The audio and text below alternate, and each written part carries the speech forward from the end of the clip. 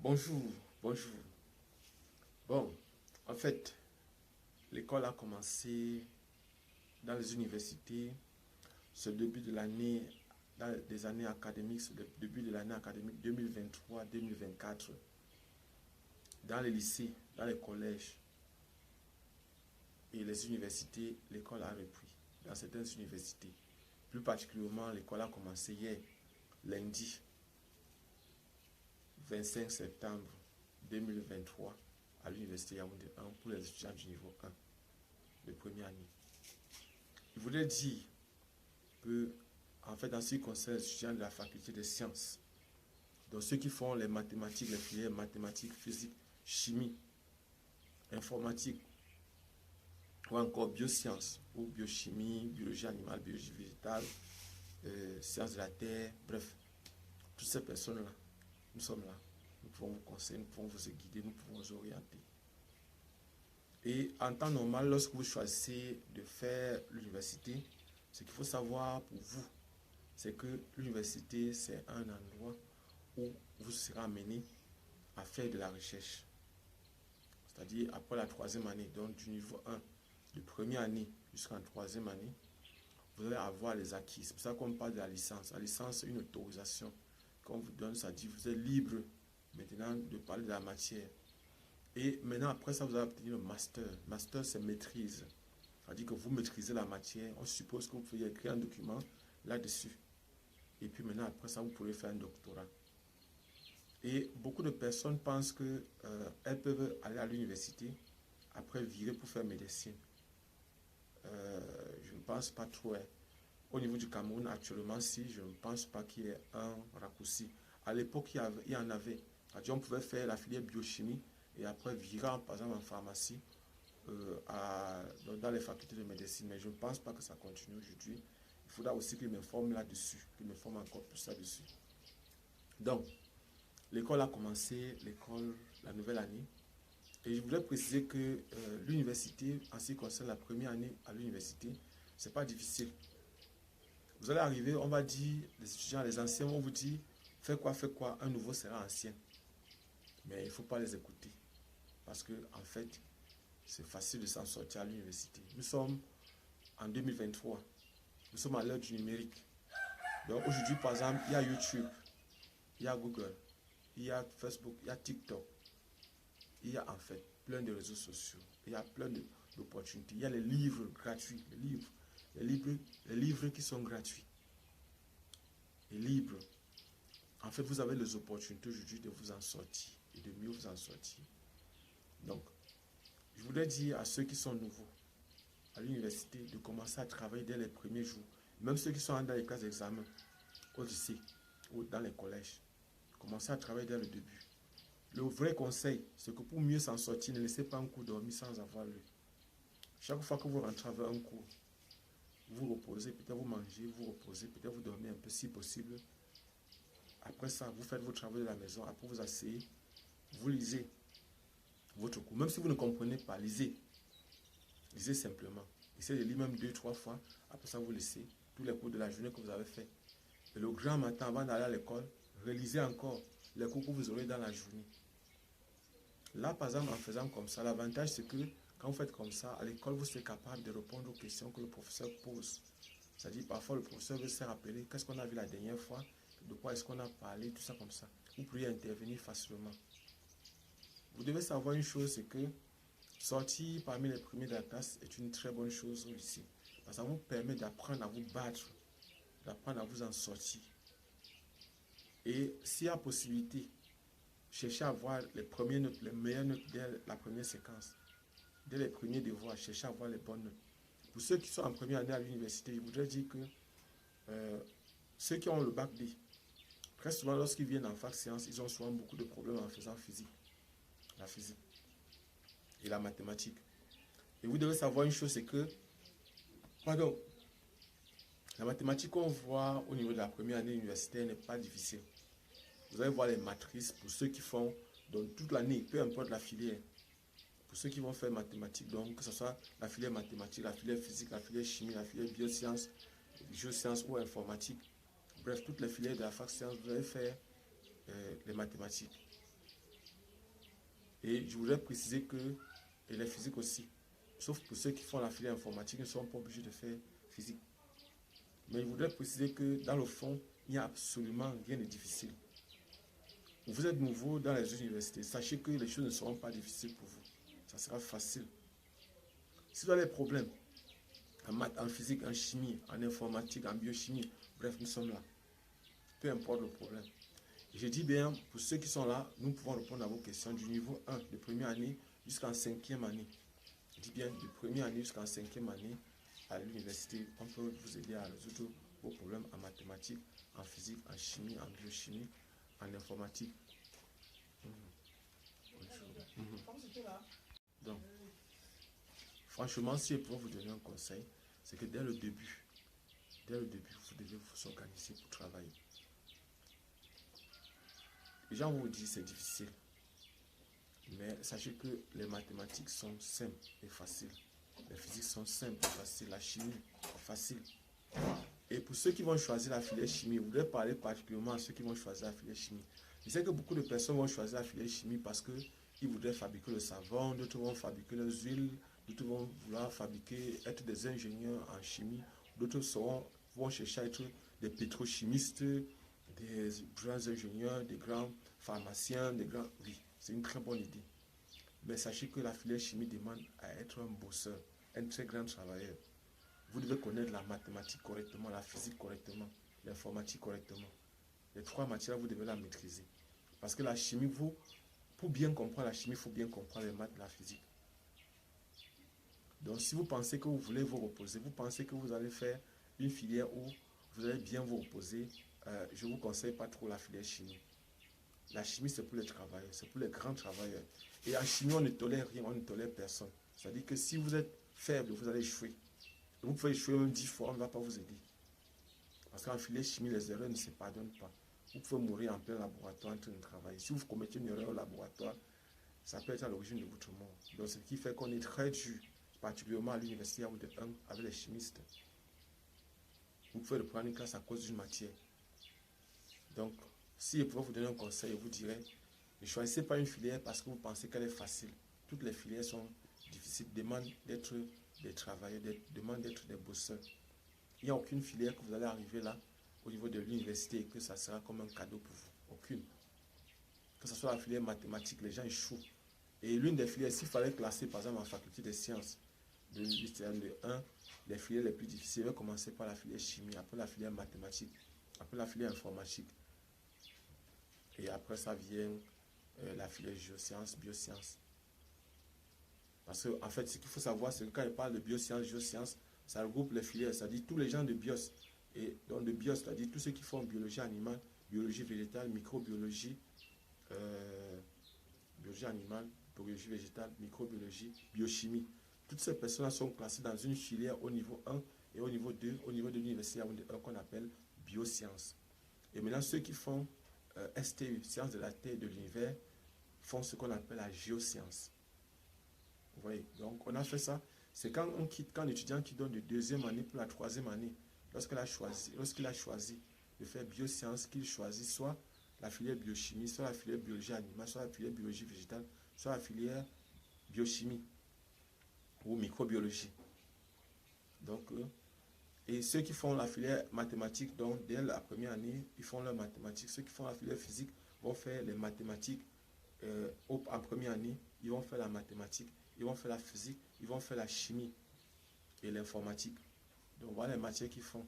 Ceux de la filière chimie vont faire par exemple la mathématique, la physique, la chimie, la biochimie, l'anglais ou le français et le français.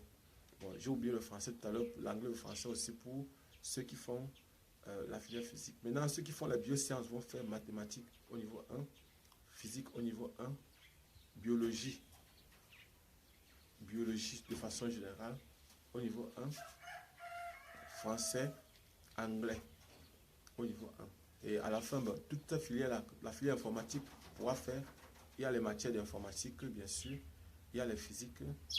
Bon, ils ne sont pas obligés, ce sont optionnels, mais particulièrement la mathématique, oui, et les informatiques, et aussi l'anglais, français. Et toutes ces filières-là, à la fin, vont faire ce qu'on appelle le projet professionnel. Et en quoi consiste le projet professionnel? En fait, c'est simplement le projet de vie, votre projet, votre métier que vous aimez exercer. Donc, vous avez déjà choisi, par exemple, d'être médecin. Et au cours de l'année, il y a une matière qui consiste à parler de son projet professionnel. C'est-à-dire vous allez aller rencontrer un médecin, c'est-à-dire quelqu'un qui exerce déjà, pour entrer en contact avec votre futur métier. Vous voulez être médecin. Vous allez rencontrer un médecin. Avant ça, vous avez ce que vous pensez. C'est une perception du métier. Vous avez une idée du métier. Mais lorsque vous allez dialoguer, par exemple, avec le médecin, il va vous parler des réalités du terrain. Et là, votre perception peut changer, c'est-à-dire votre façon de voir le métier peut changer. Et c'est ce qu'à l'université, on essaie de faire. Ils essaient de faire chaque année. Donc, ça fait que l'étudiant maîtrise un peu mieux son futur métier. Son possible futur métier. Parce qu'en fait, c'est un souhait. C'est un souhait de métier. Parce que rien ne prouve que ce que vous avez voulu faire, vous allez le faire. Sauf si vous êtes vraiment tenace, sauf si vous êtes vraiment déterminé. Si c'est une vision pour vous de réaliser votre rêve. Donc, et après ça, en deuxième année, bon, les matières sont presque les mêmes matières que vous faites, en insistant plutôt sur les matières particulières. Et puis maintenant, en troisième année, vous allez choisir dans votre filière, si vous faites la filière biosciences, vous allez choisir ça la filière biochimie.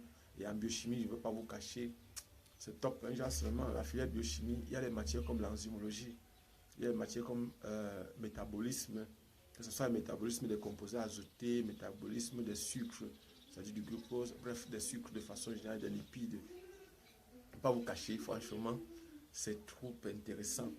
Et quand vous venez après ça, vous voyez par exemple un peu de biochimie, surtout particulièrement l'enzymologie. En enzymologie, par exemple, on va parler des enzymes, des catalystes en milieu biologique, des vitesses, par exemple des vitesses de réaction, des Lineweaver-Burke, des couples de Lineweaver-Burke, de Michaelis-Menten, bref, en fait c'est trop top, c'est franchement passionnant. Et vous allez comprendre comment, par exemple, le manque d'une enzyme peut être à l'origine d'une maladie. Comment, par exemple, s'il n'y avait pas les enzymes, l'être vivant de façon générale ne peut plus exister. Donc, vous allez comprendre l'utilité. Vous allez comprendre aujourd'hui, par exemple, avec la biotechnologie, que aujourd'hui même les enzymes peuvent être faites, fabriquées. On peut fabriquer, par exemple, des enzymes hors du corps, hors des corps, hors des êtres vivants, sur support solide. Donc, il y a des enzymes qui existent sur support solide et on utilise ces enzymes beaucoup plus au niveau de la biotechnologie. Et pour ceux qui vont donc choisir les spécialités biotechnologie en master ou encore... non, laissons ça. On va revenir là-dessus. On pourra revenir là-dessus. Maintenant, pour ceux qui font la filière informatique, je vous avais déjà expliqué, c'est une filière professionnalisante. Donc, il y a ça. En fac lettres, il y a par exemple lettres modernes. Lettres modernes, que ce soit anglaise ou française. Donc, et ce que vous devez savoir, c'est que ceux qui font donc ces matières-là, ces filières-là, plutôt, ces filières-là, doivent être des travailleurs. Parce que, vous savez, pour ceux qui font la filière informatique, ils peuvent déjà sortir avec un métier. Mais vous devez savoir que ce n'est pas le fait de faire la filière informatique qui va vous faire être percutant ou performant sur le terrain. Vous devez savoir une chose, c'est que tant que si vous n'êtes pas travailleur, si vous n'êtes pas bosseur, si vous ne sortez pas du cadre du cours pour aller au-delà de ça, vous n'allez pas vous en sortir. Parce qu'il ne faut pas penser qu'il y a des gens qui vont vous attendre après votre formation. Non. Nous, on prépare les étudiants par rapport à ça. On leur fait comprendre qu'il faut être un battant. Il faut impressionner les entrepreneurs, les entreprises. Il faut les impressionner en leur montrant que vous pouvez les permettre soit de rayonner, soit de gagner beaucoup d'argent. Soit d'avoir beaucoup de clients, de rayonner au plan local, au plan mondial, et aussi de gagner beaucoup d'argent. Et l'entreprise ne peut pas vous laisser. Donc, et la filière informatique, je ne vais pas vous cacher, c'est l'une des filières complexes, c'est-à-dire difficile parce que parfois certains enseignants ne sont pas aussi très habiles pour pouvoir expliquer simplement l'informatique. Et ce sont les filières où, bon, nous, particulièrement, on ne travaille pas tellement avec les gens de la filière informatique. Nous ne travaillons pas beaucoup avec eux. On travaille plus avec les physiciens, plus avec les chimistes, plus avec les gens de biosciences, plus avec les mathématiciens. Bon, ceux qui font la filière informatique sont un peu laissés. Nous excusons. Nous sommes désolés pour vous. Parce qu'en fait, on estimait que la filière informatique était une filière trop simple, trop facile. Mais aujourd'hui, on comprend que normalement, il fallait qu'on vous aide aussi. Mais nous ne pouvons pas, franchement, on est déjà avec les autres. Mais ça ne empêche pas que si vous avez des problèmes posés, on va essayer de voir si on peut vous aider à notre niveau. Abonnez-vous, partagez le maximum possible cette vidéo. Pour ceux qui ne me connaissent pas, je suis Job Camden, je coupe de répétition Nabla. Je voudrais aussi dire à ceux qui font la classe de terminale en passant que vous devez préparer votre baccalauréat. Préparer en même temps, vous organisez pour préparer en même temps votre concours. Vous devez savoir que vous devez y réfléchir. Personnellement, je ne vois pas l'utilité de faire d'abord une année en fac. Je ne comprends pas l'utilité. Si ça ne dépendait que de moi, vous ne devez même pas faire les efforts pour venir à l'université. Vous devez faire les efforts pour entrer directement dans une école de formation. Si vous êtes au Cameroun, je ne vous conseille pas de venir à l'université. Je vous déconseille le maximum possible. Parce que l'université, c'est comme une garderie des grands. Il n'y a que quelques personnes qui vont s'en sortir. Peut-être sur 1000 étudiants, il n'y a que peut-être 5 ou 10 qui pourront enseigner dans les universités. Tout le reste vont aller au quartier. Donc la meilleure des choses, c'est quoi? C'est que s'il y a possibilité, juste après votre baccalauréat, vous entrez soit directement dans votre école de formation, soit vous cherchez les moyens pour pouvoir aller fréquenter ailleurs, dans d'autres pays. C'est le conseil que personnellement je donne. Je ne peux pas conseiller une personne, sauf si elle a pour ambition de devenir enseignant ou chercheur. Enseignant à l'université ou bien chercheur. En dehors de ça, je vous dirais, allez dans une école de formation, soyez pratique. Et si possible même, tant que vous avez encore des soutiens, des personnes qui peuvent vous financer vos études, profitez et avancez le plus rapidement possible. Profitez et avancez le plus rapidement possible. Profitez de la présence de vos parents qui peuvent financer, de vos oncles qui peuvent financer, de vos tantes, de vos grands frères, de toute personne qui peut vous aider pour pouvoir avancer rapidement dans vos études. Parce qu'on ne sait jamais. Abonnez-vous, partagez le maximum possible. On reviendra là-dessus. On va encore revenir pour vous expliquer encore. S'il y a des questions, posez-les. Posez vos questions. Et avant de finir cette vidéo, je voudrais attirer l'attention de certaines personnes que pour ceux qui veulent être des agriculteurs, l'agriculture au Cameroun, c'est un métier qui rapporte. À l'époque, c'était un métier dénigrant. C'était un métier dénigrant, rabaissant, qui était beaucoup plus destiné à des personnes pauvres. Moi, aujourd'hui, par exemple, je me souviens de l'un de mes élèves en classe de terminale qui est entré après son baccalauréat dans une très grande école où la pension était à 1,5 million. En deuxième année, c'était 2 millions. En troisième année, c'était 2,5 millions. En troisième année, c'était 4 millions. En cinquième année, c'était 5 millions. Et c'est son père qui payait. À la fin, je me suis demandé, mais c'est sûr que son père doit être ministre ou bien quoi que ce soit. Le gars venait constamment à l'école, bien habillé, bien serré, tout. Je me suis renseigné auprès de lui, il m'a dit que son père était agriculteur. Son père faisait le champ. Donc, il avait les plantations de plantains, plantations de manioc, tout ça comme ça. Il ne comprenait pas. Je dis que, maître, comment ça? Ton père n'est que cultivateur et planteur, il s'en sort comme ça. Je dis que non, on a près de 10 hectares de plantains. Et c'est mon père qui finance nos études. Tous nous sommes 6 à notre père et à notre mère. Et c'est lui qui finance constamment. Il vient m'accompagner avec la voiture. Tout le monde pense qu'il est boss qui travaille dans un ministère, alors qu'il n'est que le cultivateur. Donc, en passant, je voudrais dire aux gens que il y a les écoles, par exemple, de formation au Cameroun. Il y en a beaucoup. Beaucoup. C'est-à-dire, et le Cameroun est ouvert à tous les Camerounais, à tous les habitants du Cameroun et à tous les habitants des pays voisins et à tous les habitants du monde. Vous pouvez fréquenter au Cameroun, c'est possible. Il faut vous renseigner sur les modalités pour fréquenter dans ces grandes écoles-là. Est-ce qu'il y a des concours? Est-ce que les concours vous concernent? Ou bien, donc, savoir comment faire pour intégrer ces écoles de formation au niveau du Cameroun. Et je voulais aussi préciser que, en ce qui concerne l'agriculture, les meilleures des très grandes écoles ont été créées tout récemment. Les 3 universités qui ont été créées, franchement, je dis encore merci. Merci aux dirigeants camerounais, merci franchement aux dirigeants camerounais. Parce que ces écoles-là sont des potentiels pôles de développement. Je dis potentiels parce que si on ne l'utilise pas bien, ça ne va rien être. C'est-à-dire, si ce sont des écoles où des choses sont faites comme d'habitude, rien ne va se passer. Mais il faut booster, il faut pousser les étudiants à se dépasser. Il faut pousser les enseignants à se dépasser. Il faut améliorer, il faut que les gens améliorent la façon de faire cours, la façon de prendre le cours, la façon d'utiliser le cours. Tout ça est important pour pouvoir faire en sorte que l'école ne soit plus l'école qu'on faisait, que ce soit une nouvelle école. Donc, il y a des écoles qui ont été créées récemment, c'est-à-dire les écoles d'agriculture, Isabé, à Ebolova, Isabé de Bertha qui se trouve à Belabo. Ce sont de très grandes écoles. Il y a aussi Polytechnique de Maroua. Ce sont de très grandes écoles qui forment à l'agriculture. De très grandes écoles, agriculture, élevage. Tous, c'est-à-dire, et si on est là, et aujourd'hui, par exemple, c'est à ces étudiants-là de montrer qu'ils sont capables, de montrer que, je voudrais dire une chose, l'université de Maroua est déjà en train de montrer de quoi ils sont capables. Vous avez vu les drones? Essayez de voir, vous allez aller sur les réseaux sociaux, regardez par exemple les drones qui sont fabriqués par des ingénieurs sortant de Polytechnique de Maroua. Qu'est-ce que vous faites à Yaoundé alors? Et Douala, et Bamenda, vous faites quoi? C'est un défi qu'ils vous ont lancé. Montrez-leur que vous pouvez aussi. Et l'université de Douala, ils ont fabriqué par exemple dernièrement des bateaux qui portaient près de 15 personnes et des voitures. Mais maintenant, voilà Douala qui a aussi fait quelque chose. Mais Yaoundé, vous faites quoi? Bamenda, vous faites quoi? Donc voilà par exemple des défis qui sont lancés au niveau des universités. Et vous voyez par exemple l'engouement, c'est-à-dire la volonté que les enseignants ont de vouloir améliorer. Franchement, je vous dis merci, je vous dis merci, je vous dis merci. Donc, pour ceux qui veulent faire des écoles d'agriculture, il y en a. Il y a d'abord le lycée agricole qui se trouve à Obala. Je précise bien, le lycée agricole se trouve à Obala, au Cameroun. Obala, c'est dans la région du centre du Cameroun. Maintenant, pour ceux qui veulent faire les écoles après le bac, il y a deux types d'écoles en agriculture, deux types d'écoles. Il y a les écoles où on sort technicien supérieur. C'est-à-dire c'est bac plus 2. On va faire 2 ans. Par exemple, ETA se trouve à Bafang. Il y a une autre école à Konolinga. Toujours bac plus 2, technicien supérieur. Vous allez trouver certainement l'autre à Obala.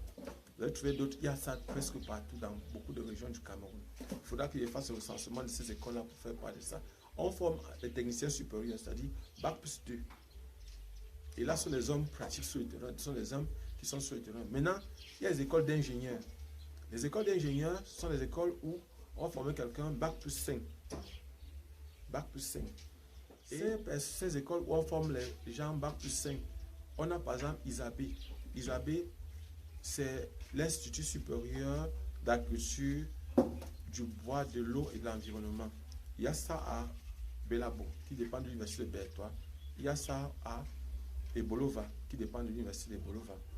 Je précise aussi que l'université de Polytechnique de Maroua forme aussi en agriculture. Donc, si vous entrez dans ces écoles-là, vous pouvez avoir un diplôme d'ingénieur agronome, bac plus 5. Il y a aussi la FASA, faculté d'agronomie, des sciences agricoles. Vous voyez, par exemple, cette école-là forme, c'est la première école qui se trouve à Tchang. Il y a aussi une autre école qui se trouve à Bafia, qui forme les ingénieurs bac plus 5. Donc, s'il y a des personnes, et je précise que l'IRAD est un centre de recherche qui dépend du ministère de la Recherche scientifique. L'IRAD n'est pas un centre de formation. L'IRAD est un centre de recherche. Ça veut dire que ce sont les chercheurs qui travaillent dans ce centre-là.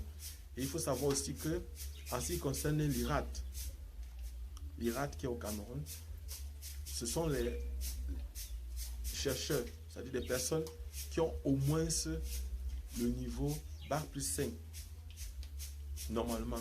Ou encore des personnes qui sont en stage. Vous pouvez aussi demander un stage à l'IRAD. On peut vous accorder un stage pour aller faire vos recherches là-bas. Bon, on a trop parlé. On va se voir prochainement dans une autre vidéo. On se voit prochainement.